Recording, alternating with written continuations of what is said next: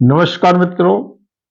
मित्रों, यही है सही भारत यूट्यूब चैनल में आपનું हार्दिक स्वागत છે।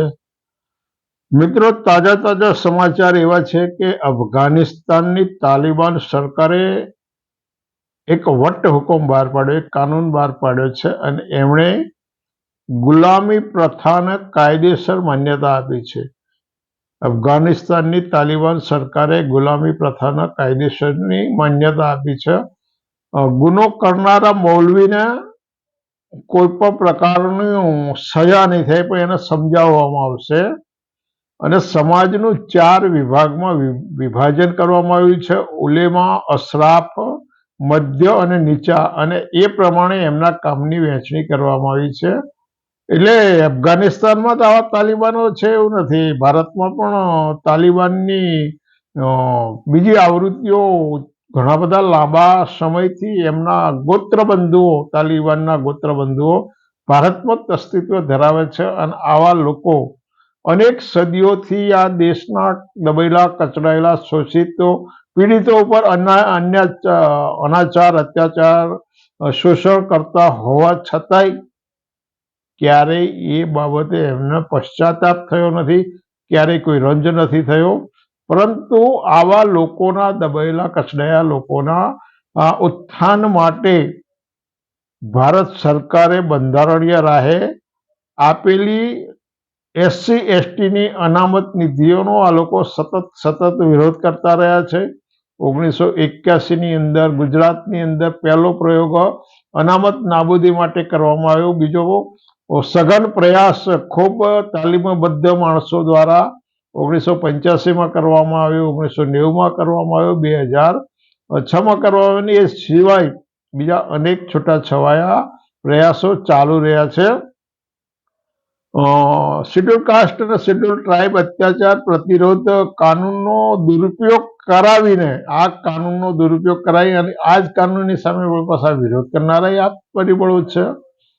બંધારણને નષ્ટ કરવા માટે અને બંધારણને બદલી નાખવા માટેની એક મુહિમ 1950થી ચાલી રહી છે અને એમાં પણ એમના પ્રશિક્ષિત કાર્યકરો આ કામ કરતા હોય છે અને છતાંય બે મોઢાળા લોકો એક બાજુ સંવિધાનના બચાવની વાતો કરતા હોય છે અને બીજી બાજુથી એમના જ માણસો પાછા બંધારણ બદલી નાખવાની, બંધારણ નષ્ટ કરવાની એ વાતો કરતા હોય છે।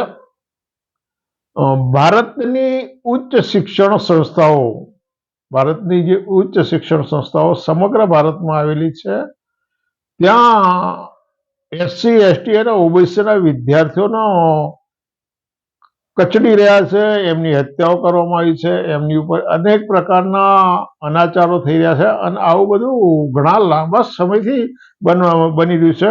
એટલે આ ઉચ્ચ શિક્ષણ સંસ્થાઓ સમાજ જીવનમાં જે અનાચારના પરિબળો હતા એ જ અનાચારની આવૃત્તિઓ ઉચ્ચ શિક્ષણ સંસ્થાઓની અંદર કામ કરતી રહી છે।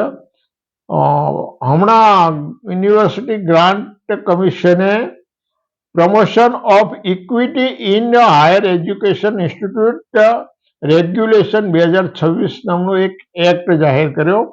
એટલે આ કાયદા અનુસાર ભારતની અનુસૂચિત જાતિ, જનજાતિ અને અન્ય પછાત વર્ગના વિદ્યાર્થીઓ જાતિના આધારે ભેદભાવ થતા હોય, એમની સામે અનાચાર થતો હોય તો આવું કરનારાઓની સામે શિક્ષાત્મક પગલાં ભરવાની આ કાનૂનમાં જોગવાઈ છે। એટલે મૂળ તો વાત સમાનતા લાવવાની છે અને ભારતની તમામ કોલેજો, યુનિવર્સિટીઓમાં જાતિના આધારે આવા પ્રકારના ભેદભાવો થાય છે। આવા પ્રકારના ભેદભાવોના કારણે અનેક હોનહાર યુવાનોએ આત્મહત્યા કરી છે અથવા તો એમના અભ્યાસ અધૂરા છોડી દેવા પડ્યા છે। એના જ્વલંત ઉદાહરણ રોહિત વેમુલાની આત્મહત્યા, પાયલ તડવીની આત્મહત્યા અને JNUમાં ડાબેરી વિચારધારાના વિદ્યાર્થીઓ પર અને બીજી અનેક યુનિવર્સિટી ઉપર સામૂહિક રીતે હુમલાઓ થયા છે, સામૂહિક રીતે એમની મારઝૂડ કરવાના સેંકડો બનાવો બન્યા છે। એટલે ઉચ્ચ શિક્ષણ સંસ્થાઓની અંદર SC/ST OBCના વિદ્યાર્થીઓ આના કારણે અધૂરા અભ્યાસક્રમ છોડી દેવા પડ્યા છે। જાતિગત ડિસ્ક્રિમિનેશનના કારણે આ લોકો વિદ્યાર્થીઓ જ હેરાન થાય એવું નહીં, પરંતુ આવી આ સંસ્થાઓની અંદર, કોલેજોની અંદર, યુનિવર્સિટીઓની અંદર અનુસૂચિત જાતિ, જનજાતિ અને અન્ય પછાત વર્ગના જે પ્રોફેસરો હોય, એસોસિએટ પ્રોફેસરો હોય, એમની ઉપર પણ હત્યાઓના પ્રયાસો થયા છે, મારઝૂડના પ્રયાસો થયા છે. એમના અનેક પ્રકારે એમના કામને અવરોધી અને એમની કનડગત કરવાના પ્રયાસો થયા છે અને એના કારણે અનેક વખત કાનૂની ખટલાઓ ચાલ્યા છે. જે તે હાઈકોર્ટ અથવા તો સુપ્રીમ કોર્ટે આવા ખટલાઓમાં અનેક વાર દરમિયાનગીરી કરવી પડી છે. ન્યાયતંત્રની દરમિયાનગીરીના કારણે ઘણી બધી વખત અસર કરતા વિદ્યાર્થીઓ અથવા તો અસર કરતા પ્રોફેસરો, શિક્ષણ કાર્ય સાથે જોડાયેલા સ્ટાફને ક્યારેક રાહત મળી છે અથવા તો સંરક્ષણ મળ્યું છે. એટલે ખરેખર તો તમામ જે શિક્ષણ સંસ્થાઓ છે એમાં જે તેજસ્વી એસસી, એસટી અને ઓબીસીના વિદ્યાર્થીઓ છે એમની ઉપર જે જાતિગત ભેદભાવ છે એ જાતિગત ભેદભાવની આ પ્રયોગશાળા જે બનાવવામાં આવેલી છે એ પ્રયોગશાળાને અટકાવવાનું આ કાનૂનની અંદર પ્રાવધાન હોય, પરંતુ આ લોકો શા માટે વિરોધ કરી રહ્યા છે આ પણ એક સમજવા જેવી વસ્તુ છે. કારણ કે આ કાનૂન અમલમાં આવ્યા પછી ઉત્તર પ્રદેશના બીજેપી કિસાન મોરચાના શ્યામ સુંદર ત્રિપાઠીએ પોતાના લેટર પેડ ઉપર નરેન્દ્ર મોદીને રાજીનામું લખી મોકલ્યું છે. લખનૌમાં ભારતીય જનતા પક્ષના 10 પદાધિકારીઓ પોતાના રાજીનામા મોકલી આપ્યા છે. નોઈડા બીજેપીના ઉપાધ્યક્ષ સર્વેશ પાંડેએ પોતાનું રાજીનામું મોકલ્યું છે અને 1 ફેબ્રુઆરીએ ભારત બંધનું એલાન આપ્યું છે. કરણી સેનાએ પણ આમાં સપોર્ટ કર્યો છે અને બીજા અનેક લોકોએ આનો વિરોધ કર્યો છે. સૌથી મોટું તો અલંકાર અગ્નિહોત્રી જે મેજિસ્ટ્રેટ હતા એણે પોતાનું રાજીનામું આ કારણોસર આપ્યું. સાથે સાથે એણે રાજીનામું આપતા એવું જણાવ્યું છે કે આ સરકારે આ કાનૂન પાછો ખેંચવો જોઈએ. એટલું જ નહીં, એણે શંકરાચાર્યની સાથે જે ભેદભાવ થયા છે એનો પણ એક સરકારી કર્મચારી તરીકે એનો વિરોધ કર્યો, જે એના દાયરામાં નથી આવતું, જે એની વર્તણૂકમાં નથી આવતું. એટલે આ લોકો આ કાનૂનનો વિરોધ કેમ કરી રહ્યા છે? જો આ લોકો અનાચાર, અત્યાચાર, શોષણ ના કરતા હોય, અનાચાર, અત્યાચાર અને શોષણ અનુસૂચિત જાતિ, જનજાતિ અને અન્ય પછાત વર્ગના વિદ્યાર્થીઓ અને એના સ્ટાફ સાથે જો આ પ્રકારનું ઓરમાયું વર્તન ના થતું હોય, એમની સાથે અનાચાર, અત્યાચાર ના થતા હોય તો અમને શા માટે ચિંતા કરવી જોઈએ? યુનિવર્સિટી અથવા કેન્દ્ર સરકાર અથવા રાજ્ય સરકાર કોઈ પણ પ્રકારના ગમે તેટલા કડક કાયદા લાવે ભલે, શા માટે એમણે વિરોધ કરવો જોઈએ? પરંતુ આ એમનો વિરોધ જ એ બતાવી રહ્યો છે કે અમે અન્યાયકારી છે, અમારું વલણ અન્યાયકારી છે, અમે અન્યાયને સમર્થન કરવા જોઈએ.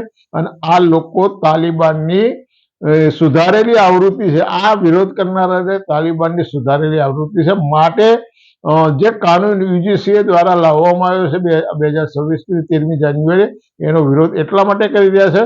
એટલે મિત્રો, જે લોકો આ બધું જાણે છે, સમજે છે, એને એ વિચારવાનું છે કે આ બધી જે સમસ્યાઓ પેદા થઈ રહી છે, અનુસૂચિત જાતિ, જનજાતિ અને અન્ય પછાત વર્ગના વિકાસની વાત આવે, એમના લાભની વાત આવે એટલે આ લોકોના પેટમાં તેલ રોડાય છે. એટલે તમારે સમજી જવાનું, તમારી સાથે જે મીઠી મીઠી વાતો કરવામાં આવી, પ્રલોભનો આપતા હોય તો તમારે સમજવાનું છે કે તમારા હિત ઈચ્છનારા કેટલા છે અને તમારા ગર્ભિત દુશ્મનો કેટલા છે. આમનાથી ચેતો, આમનાથી સભાનતા રાખો અને આવી દરેક બાબતે સભાનતા કેળવો એટલું જરૂરી છે. ફરી ચાલો આ વિષય સાથે આપણે મળીશું. તમે તમારા વિચારો કોમેન્ટમાં મને જણાવજો. સાથે સાથે યોગ્ય લાગે તો ચેનલને વધુમાં વધુ સબસ્ક્રાઇબ થાય એ માટે તમારા મિત્રો મોકલી આપો. ફરી મળીએ છીએ. આવજો.